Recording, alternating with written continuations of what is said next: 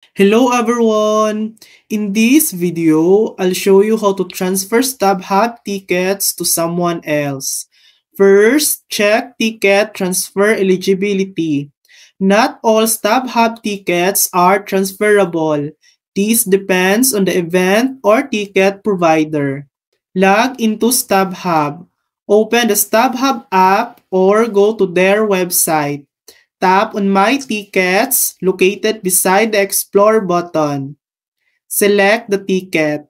Choose the specific ticket you'd like to transfer. If the ticket is transferable, you'll see the transfer option appear. Initiate transfer. Tap Transfer. Select the tickets you want to send by section or row. Tap Continue. Enter recipient information.